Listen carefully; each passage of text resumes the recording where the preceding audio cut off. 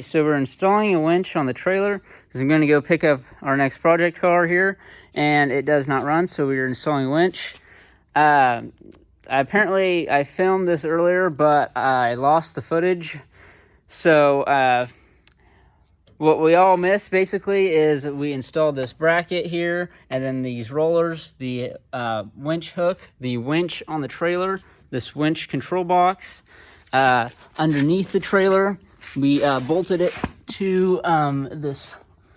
Let me get underneath here more. We bolted it to the frame of the trailer here on the side, and then we sandwiched it real tight and good to this piece of metal on the wood, which will hold this down as an anchor. And then basically all we have to do now is get back up here, film this.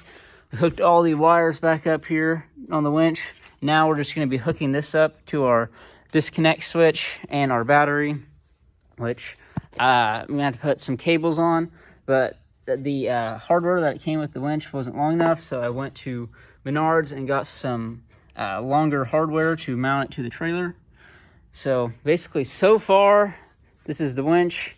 I'm going to install this switch here, and then we're going to test out the winch and hopefully use it in the next couple days to go pick up our next project car. Alrighty, so we got the disconnect switch on, which we can turn it off now.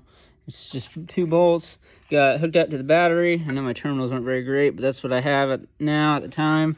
I'll get some newer ones later. And then I run this over and hook it up to the ground, and then everything else here is there. So now we'll test the winch. Put it into the engage here and see. Boop, out. Nope, I gotta undisconnect the switch here. Right. Yep. She works. So, yep. Installed the winch. Now we're gonna go pull it over to the car and see if it'll work to pull up a car, just to make sure, so we can use it for our trip coming up. So, alrighty.